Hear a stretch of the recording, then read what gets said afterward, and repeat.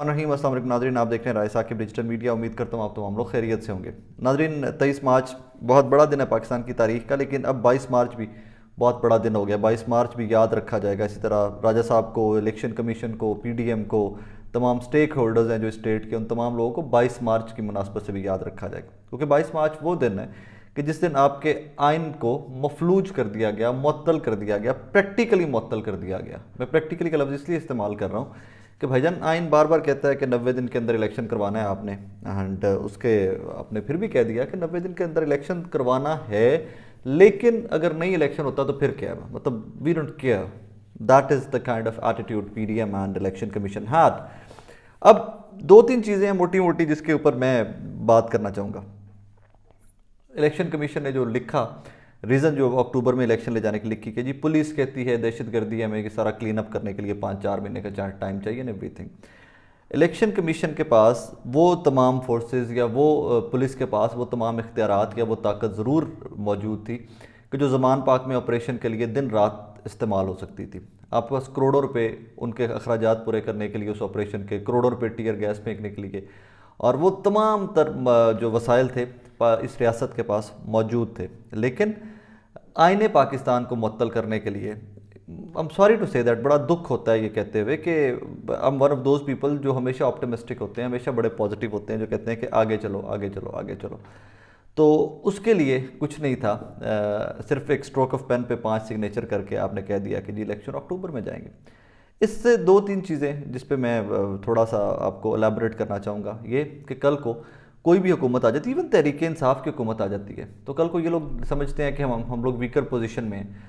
ये 4 लोगों को साथ मिलाएंगे और 4 लोगों को साथ मिलाकर कह देंगे जी कि तुसी अपना करी तो सानू अपना करन दियो, इलेक्शन नहीं हमने कराने।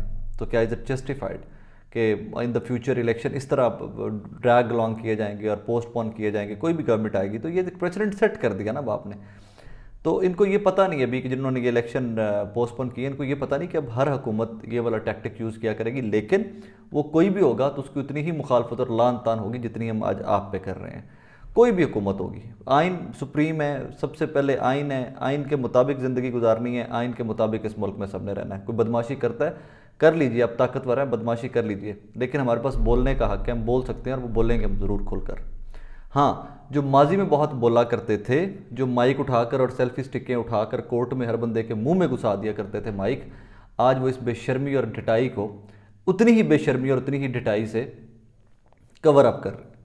आज वो इसका साथ दे रहे हैं, गैर आइनी इक़दामात को जस्टिफाई करने की कोशिश कर रहे हैं। इस पर अज़हर मशवानी साहब ने ट्वीट किया हुआ था कि लोग कहते हैं, मैं वो ट्वीट कोट कर रहा हूँ कि जी रिपोर्टर्स को पैसे दिए गए इस सारे बकवास को एक वो देने के लिए, कवर अप देने के लिए, या इस बकवास को सारे को जस्टिफाई करने के लिए लोगों को पैसे दिए गए हैं। ज़रूर दिए गए होंगे, नहीं दिए गए होंगे, मेरे पास उसके कोई सबूत मौजूद नहीं है, लेकिन मैं एक चीज़ ज़रूर कह सकता हूँ कि ये सब के सब बेशरम, जिनको मैं तो बहुत देर पहले से जानता था, इनके सब की जो ड्रामेबाजियाँ थी, जो इनको कि एंटी इस्टेब्लिशमेंट, जमहूर पसंद, जमहूरियत के चैम्पियन, मैं इन सब की औकात बहुत देर पहले से जानता था। बिकॉज बहुत छोटे लेवल पे, लेकिन मैं इसी इंडस्ट्री के अंदर को 5-7 साल 8 साल से काम कर रहा था। इनकी औकात, इनकी नौकरियां कैसे लगती हैं, ये सब कुछ मेरे तो सामने पहले से था। मैंने, और स्पेशली ये जब रिजीम चेंज वाला सारा सीन हुआ है, तो रिजीम चेंज के अंदर फ़ौरन कुछ एंकर्स जो ऑफ एयर थे वो ऑन एयर हो गए, तो वो सारी कहानी जो थी मेरे सामने तो बहुत देर खुल के पहले की आ गई हुई थी, मुझे इनकी औकात पता थी।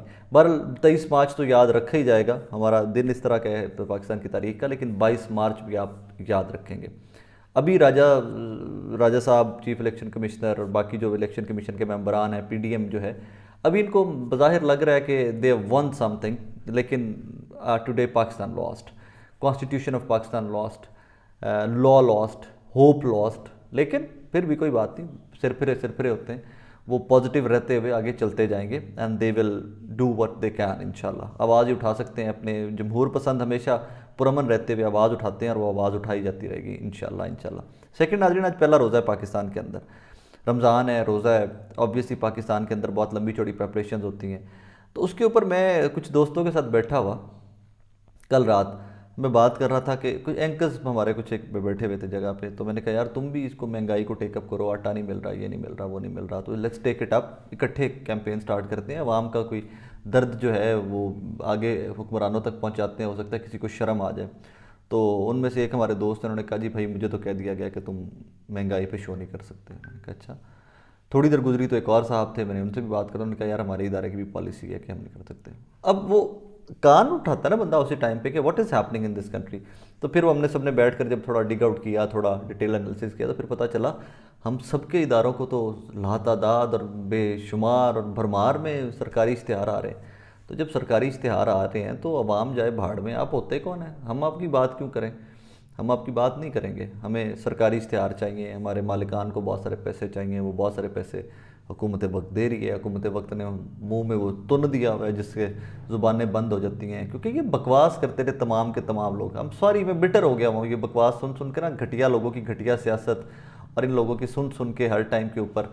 ये 3.5 साल 12% महंगाई के ऊपर चीखें मारते होते थे, ये सारे के सारे सूट पहनने वाले और सूट टाइयाँ लगा के ये स्टूडियो में बैठ के चीखें मारते थे।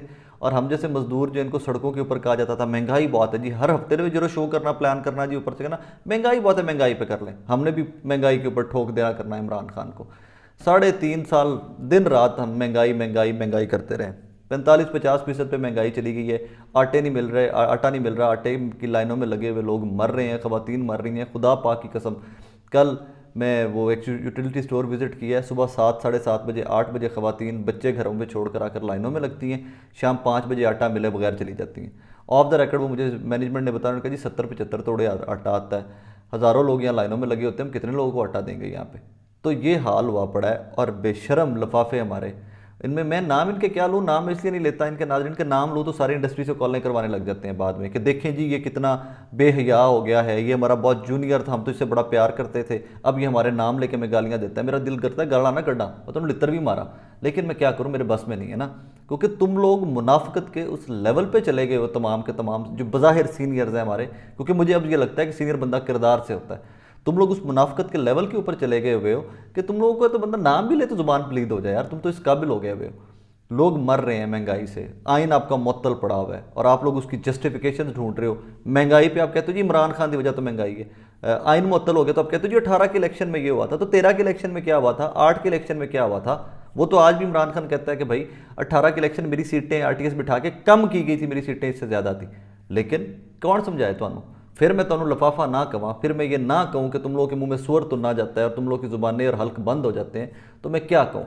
ये तमाम लोगों के लिए नाजरीन, इनके मतलब इतने छोटे ज़र्फ के लोग, इतने नॉन ब्रांडेड लोग कि गलत को गलत और ठीक को ठीक कहने की जरूरत ही नहीं है तुम लोगों में। और फिर तुम अलमबरदार बनते हो, सहाफ़त के चैंपियन बनते हो, तुम डेमोक्रेसी के और जमहूर की आवाज़ कहते हो अपने आप को। तुम जमहूर की आवाज़ नहीं, तुम पैसों की आवाज़ हो।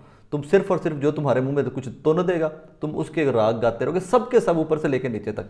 बहुत कम लोग हैं जो बेचारे रोज़ नौकरियों से निकलते हैं, वही 2 4 10 आपको नज़र आएंगे और अब आपको फिर वो लाइन लगी हुई नज़र आएगी। बिकॉज हम तो पंगे करते रहेंगे। We will speak what we see, we will show people what is happening in this country. और उसकी कीमत यही होता है कि नौकरियों कढ़ा रहे हैं, बार बार नौकरियों कढ़ा रहे हैं, निकालेंगे भाई, बार बार निकालेंगे तो कोई नहीं, नौकरियों कढ़ाई जो बार बार हम अपना काम करते रहेंगे। लेकिन दुख के साथ मुल्क में आइन मुअत्तल है बज़ाहिर, और जग्गा टैक्स चल रहा है, जो बदमाश हैं यहाँ पर बैठे हुए हैं, बदमाशी कर रहे हैं।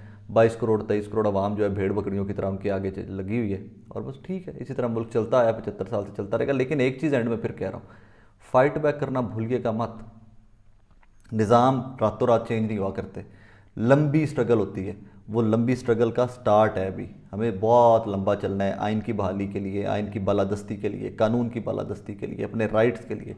ये सफ़र बहुत लंबा है। ये चंद भौंकने वाले जो है ना लफाफे लफूफे, इग्नोर मारें इनको, इनके नरेटिव बिल्डिंग जो है, इनकी औकात, इनको कहें ज़रा सड़कों पर निकल कर दिखाएं मुझे। ये लफाफे, सियासतदान तो दूर की बात है, ये लफाफे इनको कहें ज़रा मुझे रोड पर निकल कर दिखाएं। ये टॉक शोज़ जो पहले ये रोड शोज़ किया करते थे ना, स्टूडियो से निकल कर जब रोड शोज़ करें ना, आके आके देखा मैं अवाम ने हाल की कर दिए। इन्होंने इज्जत गवाई, रिस्क हराम किया, सब हराम किया चंद टकों के लिए, जो भी किया इन लोगों ने। बहरहाल अपना बहुत सारा ख्याल रखिए, इस मुल्क को दुआ में याद रखा करें, इस मुल्क को दुआओं की बहुत अच्छी ज़रूरत है। अपना बहुत सारा ख्याल।